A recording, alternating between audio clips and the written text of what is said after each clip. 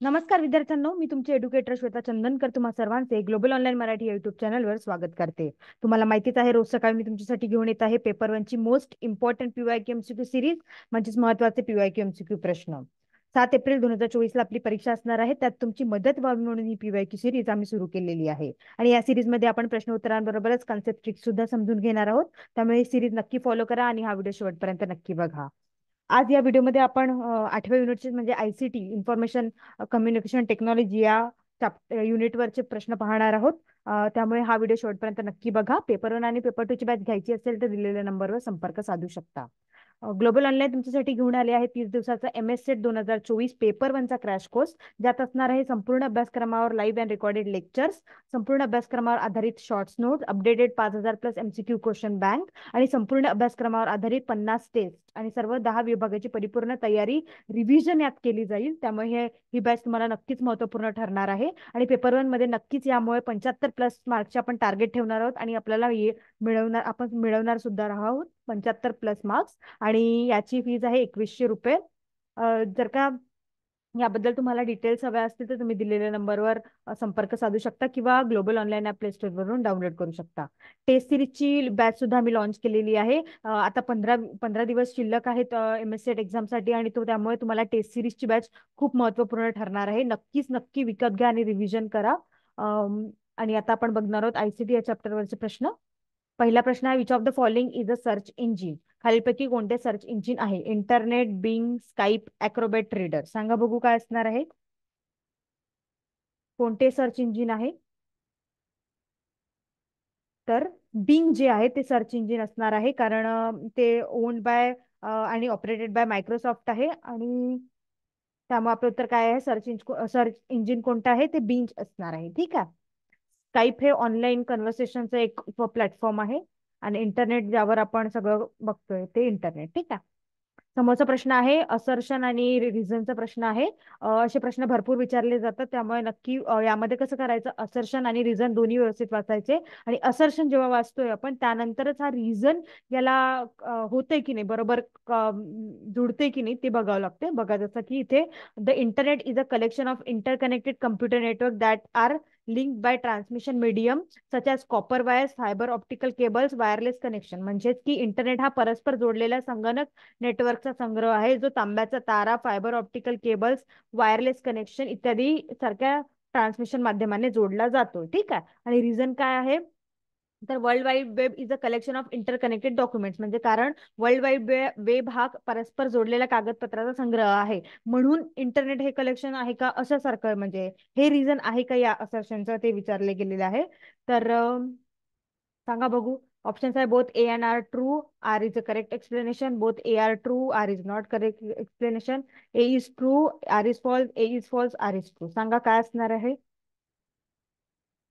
तर आपलं उत्तर असणार आहे A and R is true but R is not a correct explanation. हे ए आणि आर करेक्ट आहे आपल्या जागी, पण आर हा काय आहे याचा करेक्ट एक्सप्लेनेशन नाहीये. World wide web is a collection of interconnected documents आहे, म्हणून हे सगळं असणार आहे का इंटरनेट इज अ कलेक्शन? नाही. त्यामुळे आपला रिझन बरोबर नाहीये. ठीक आहे. त्यामुळे आपलं उत्तर आहे बी. तिसरा प्रश्न आहे, which description is and are the appropriate among the following for e governance? E governance साठी खालीपैकी कोणते वर्णन योग्य आहे? To engage, enable and empower the citizens, to provide fair and unbiased service to the citizens, to provide technology driven governance. म्हणजे तंत्रज्ञानावरील आधारित शासन प्रदान करणे, नागरिकांना न्याय आणि निपक्षपाती सेवा प्रदान करणे, किंवा नागरिकांना संलग्न करणे, सक्षम करणे आणि सक्षम. तर काय असणार आहे? किंवा ऑल ऑफ द अबाव. सांगा बघू काय असणार आहे. E governance. तर ई गव्हर्नन्स कसं असतं, हे डायरेक्टली लिंक्ड आहे with ability of government to address the need of society. जी ॲबिलिटी आहे गव्हर्नमेंटची तू कशासाठी, तर काय नीड ऑफ सोसायटीसाठी. ठीक आहे. आणि e governance is the application of which transfer the efficiency effectiveness. ते एक अप्लिकेशन आहे जे ट्रान्सफर करते इफिशियन्सी आणि इफेक्टिव्हनेस किंवा accountability of the information and transaction. तर आपलं उत्तर काय असणार आहे? डी असणार आहे, ऑल ऑफ द अबव. तर ई गव्हर्नन्स काय? To engage, enable, empower the citizen, to provide fair and unbiased services, to provide technology driven governance. काय आपलं उत्तर डी असणार आहे. ठीक आहे. नंतर समोरचा प्रश्न आहे, using a website to pour out one grievance is called. एखाद्याच्या तक्रारी मांडण्यासाठी वेबसाईट वापरली जाते त्याला सायबर वेंडिंग म्हणतात, वेब हॅट म्हणतात, वेब अँगर म्हणतात, सायबर अब्युस म्हणतात. काय म्हणतात सांगा बघू. सायबर गैरवापर, वेब क्रोध, वेब देश, सायबर वेटिंग. आता जसं जसं ICT इंटरनेट आलं तसं ते सायबर हल्ला आला. हे आले आपले अँटीव्हायरस आले, हे सगळं यामध्ये असतंय. स्पॅम आलं, पुन्हा ट्रोजन आले, व्हायरस आले, हे सगळं यातलं महत्वाचं टॉपिक असणार आहे ICT मधलं. त्यामुळे हे नक्की वाचा. ठीक आहे. तर काय असणार आहे, एखाद्याच्या तक्रारी मांडण्यासाठी वेबसाईट वापर त्याला काय म्हणतात, सायबर वेंडिंग असे म्हणतात. आणि हे काय आहे, तर अधिकारी असो किंवा एखादा अधिकारी किंवा सहकारी याबद्दल वाईट बोलण्याची कृती ज्या वेबसाईटवर वापरून केले जाते, कमेंट्स करत केले जाते, त्याला काय म्हणतात, सायबर वेंडिंग असे म्हणतात. ठीक आहे. त्यामुळे आपलं उत्तर काय असणार आहे, ए असणार आहे. त्यानंतर समोरचा प्रश्न आहे, speed of internet is measured in. हे तर आपल्याला माहितीच आहे, इंटरनेटचा वेग मोजला जातो. GHz, GPPS, GB, DPI कशामध्ये मोजला जातो सांगा बघू. हे तर सगळ्यांनाच माहिती आहे, GPPS मध्ये मोजला जातो. काय फुल फॉर्म आहे याचा, मग गिगा बाईट्स पर सेकंड. ठीक आहे. त्यामुळे आपलं उत्तर काय असणार आहे, बी असणार आहे. त्यानंतर machine learning requires good quality and sufficient data to train and test the algorithm. म्हणजे मशीन लर्निंगला प्रशिक्षण देण्यासाठी, अल्गोरिदमची चाचणी घेण्यासाठी चांगली गुणवत्ता आणि पुरेसा डेटा आवश्यक आहे. हे काय असर्शनचं पहिलं वाक्य आहे. ठीक आहे. त्यानंतर त्याचं कारण काय दिलं आहे, योग्य वर्गीकरणासाठी चांगल्या गुणवत्तेचा डेटा जो आवाजापासून मुक्त आहे आणि अल्गोरिदमचे प्रशिक्षण आणि चाचणीसाठी पुरेसा डेटा आवश्यक आहे. For correct classification, good quality data which is free from noise and sufficient data is required for training and testing of the algorithm. हे रिझन आहे का सांगा बघू. ऑप्शन्स तेच असणार आहे, both A and R correct, R is the correct explanation, R is not correct explanation, A is correct but R is not correct, A is correct but R is not correct. सांगा बघू काय असणार आहे. तर काय असणार आहे आपलं उत्तर, ए अँड आर करेक्ट पण R is the correct explanation. आता बघा कसं करेक्ट आलंय. Machine learning requires good quality and sufficient data to train the test the organism. ठीक आहे, हे बरोबर आहे. मग फॉर करेक्ट क्लासिफिकेशन जे आहे याचं, ते good quality which is free from noise and sufficient data is required. बरोबर आहे ना, हे विचार सांगितलं इथे रिक्वायर्ड आहे म्हणून, आणि इथे सांगितलेलं आहे की इथे पण तेच सांगितलेलं आहे. हे मग कसं जुळतं आहे, याचं असर्शनचं रिझन हे बरोबर होते. त्यामुळे आपलं उत्तर काय असणार आहे, ए असणार आहे. असर्शनलाच रिझन जुळतोय की नाही ते खूप महत्वाचं आहे बघणं. ठीक आहे. आणि असर्शन आणि रिझनचे क्वेश्चन जास्त विचारले जातात, आणि यावेळेस पण विचारणार नक्कीच. आणि त्यामुळे आपण बघूया पहिला, random access memory is a volatile and stores data program currently in use. Random access memory जे आहे ते अस्थिर आहे आणि सध्या वापरात असलेला डेटा प्रोग्राम संचयित करते. ठीक आहे.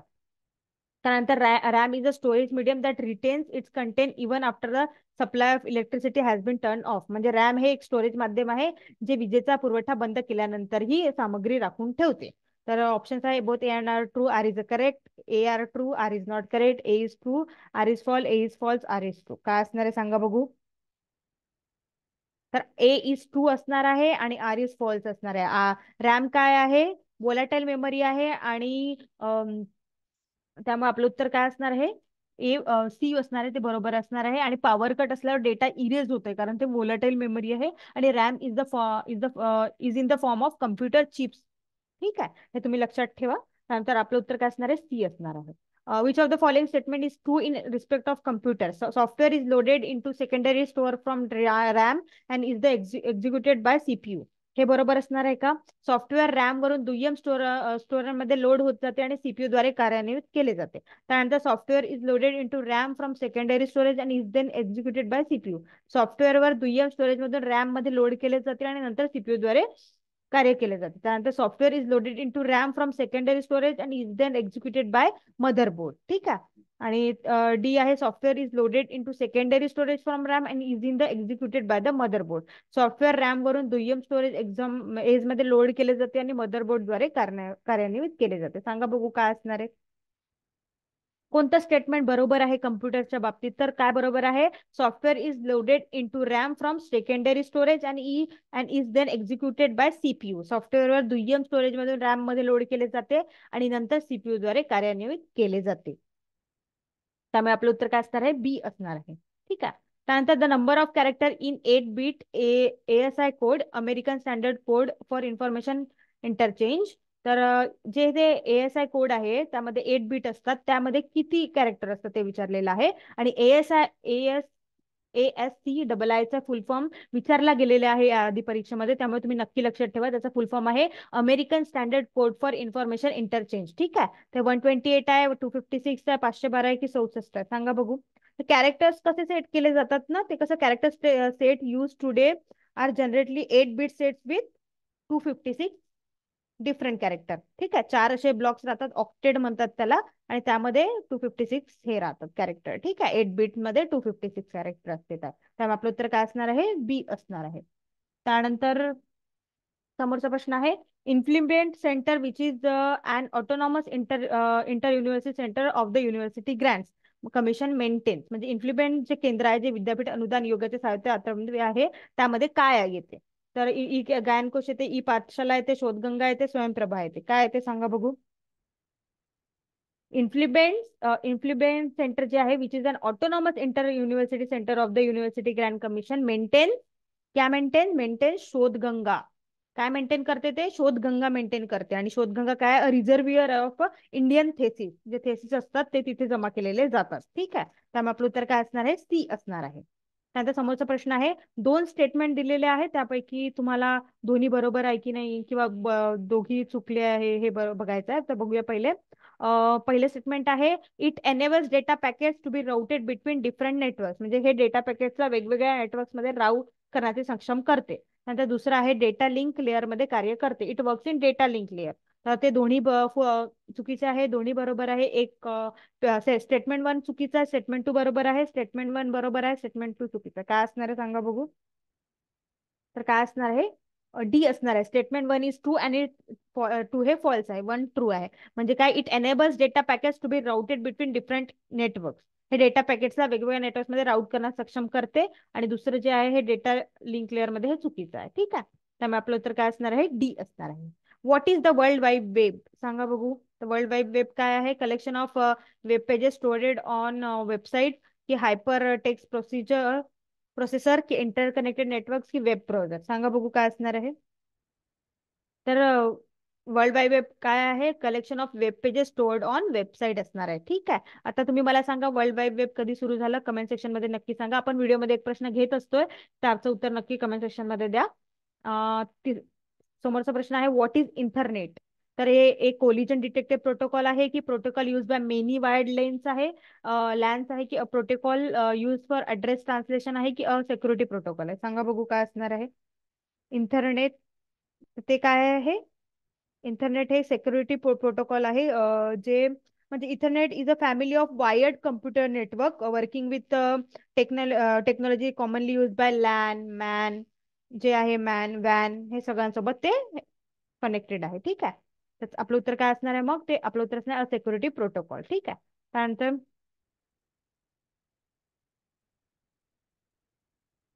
त्यानंतर समोरचा प्रश्न आहे,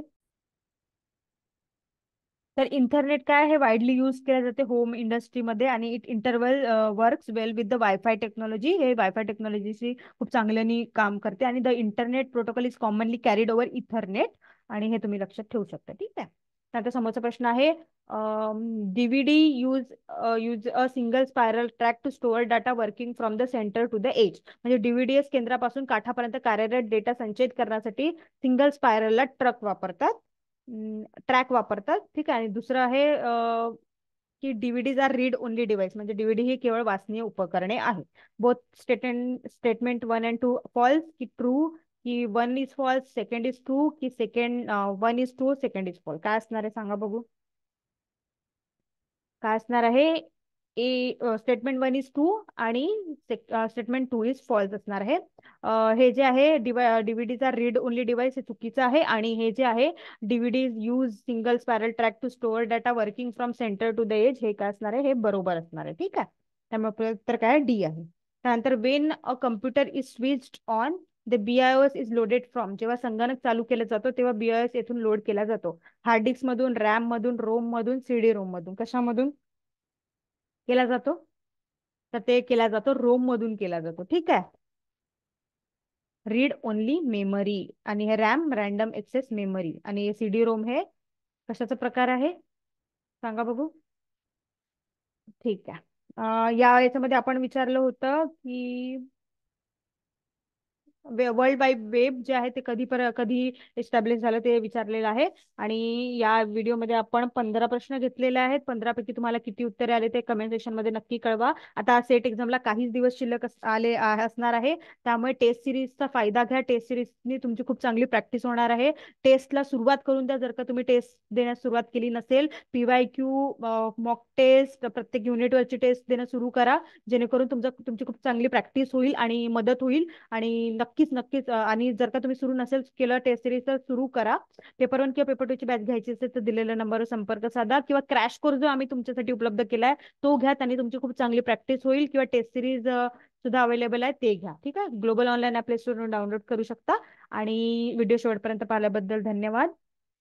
आणि जोमाने अभ्यास करा, काहीच दिवस शिल्लक आहे. All the best. थँक्यू.